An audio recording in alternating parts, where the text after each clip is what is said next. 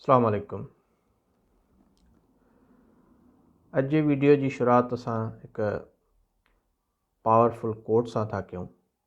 उन खां पोइ जेको आहे असां नौजवाननि सां जेको आहे मुखातिब थींदासीं जेके मुख़्तलिफ़ जॉब्स हिन वक़्तु अची चुकियूं आहिनि त उहे पंहिंजो पाण खे कीअं प्रिपेयर कनि।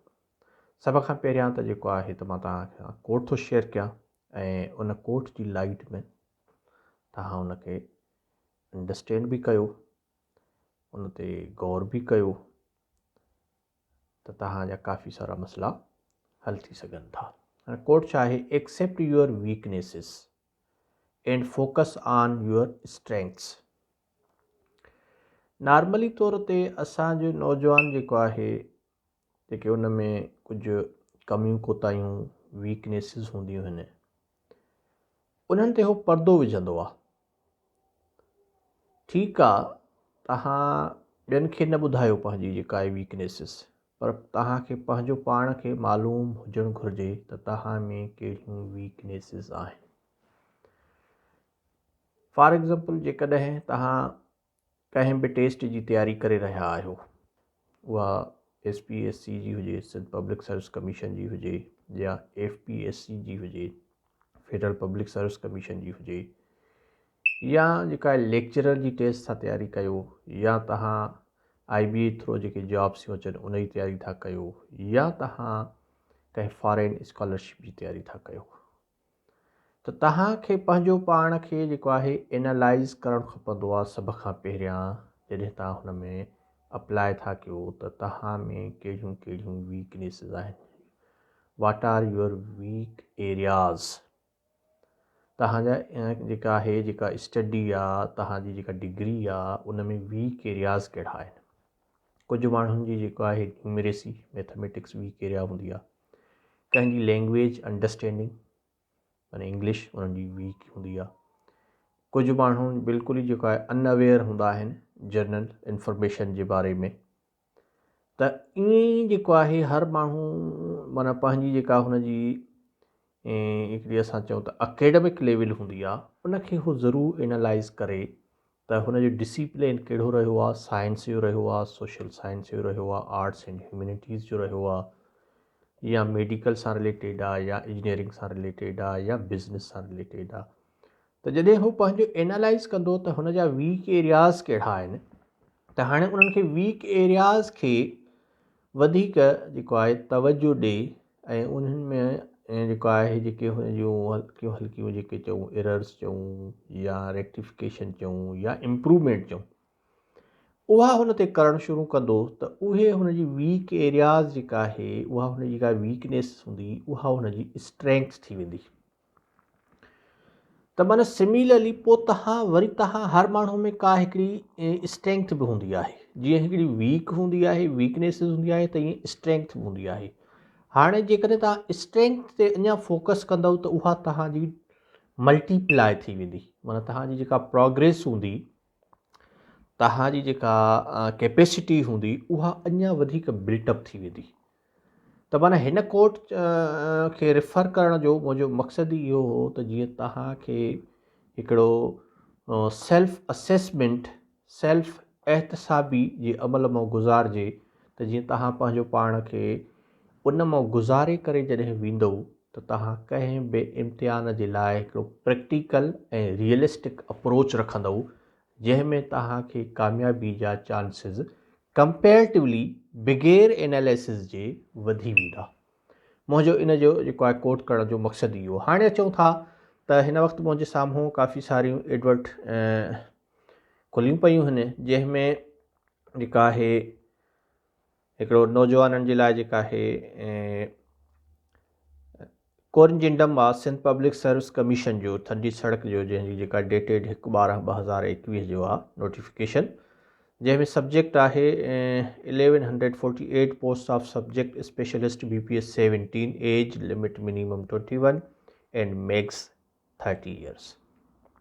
हीअ पुराणी एड आहे। हिन जो कोरिंजंडम आयो आहे, हिन खे जेको आहे त ॿीहर जेका आहे हिनखे माना हिकिड़ो डेट एक्सटेंडेड कई वई आहे, जंहिंमें ख़ासि तौर ते जेका आहे त qualification and experience mention in the previous advertisement, जंहिंमें जेको आहे सब्जेक्ट स्पेशलिस्ट जेको आहे हिन सिंध गवर्नमेंट खे खपनि।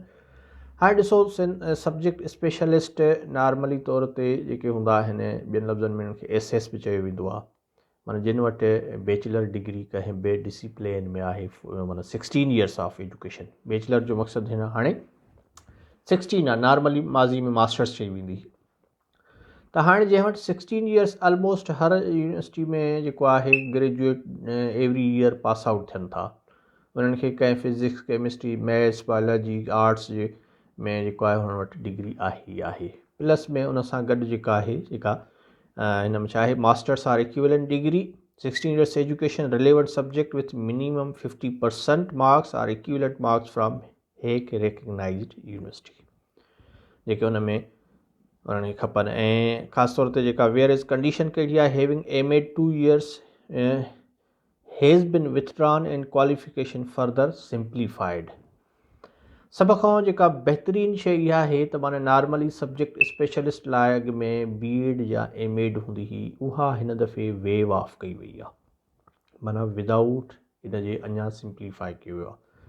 त जेके ऑलरेडी जेको आहे नौजवान PhD JST में क्वालिफाई करे चुका आहिनि, उहे ग्रेजुएट हुया, माना इन जो मक़सदु आहे त उन्हनि खे वरी हिकिड़ी अपॉर्चुनिटी मिली वई त जंहिंमें जेको आहे उहो SS बि थी सघनि था।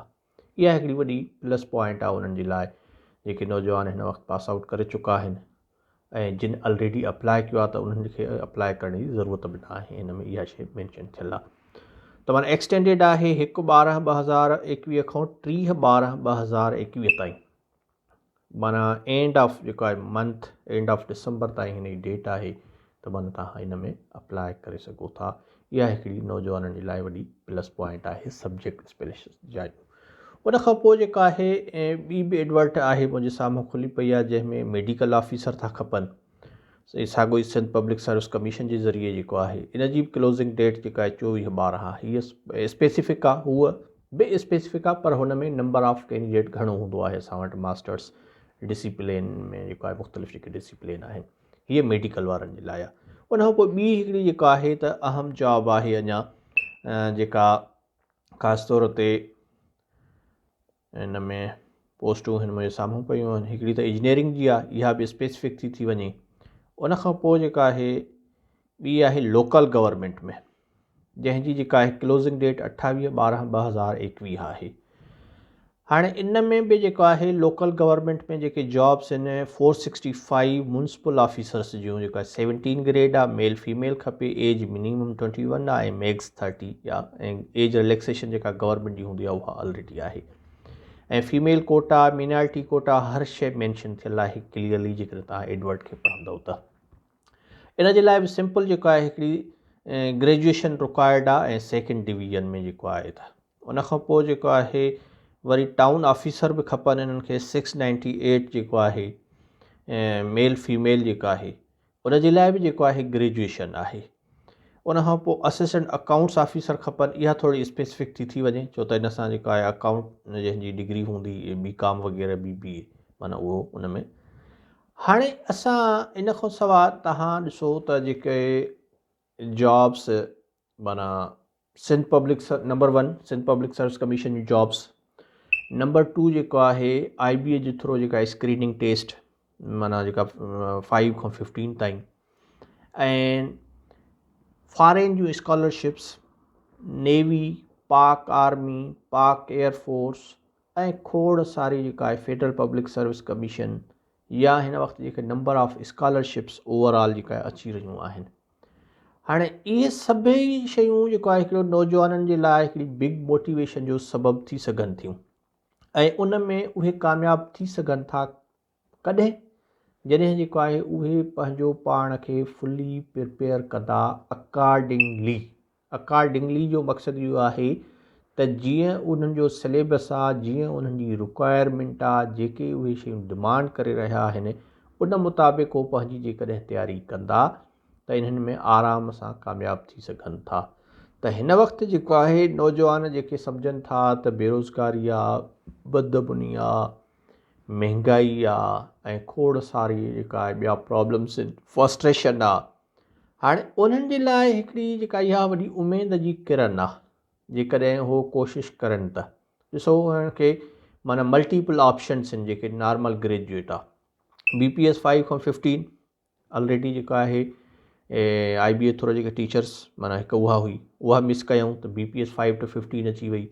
ग्रेजुएशन कैटेगरी वारनि जे लाइ जेका आहे म्युनिसिपल ऑफिसर्स जी अची वई, टाउन ऑफिसर्स जी जॉब्स अची वयूं, या जेको आहे जेके असां वटि एयरफोर्स आहे, नेवी आहे, आर्मी आहे, उन्हनि जे लाइ अची वयूं उहे जॉब्स। या जेकॾहिं तव्हां अञा बि इंट्रस्टेड आहियो त ओवरसीज़ स्कॉलरशिप्स एवरी ईयर जेको आहे नंबर ऑफ स्कॉलरशिप्स थियूं अचनि।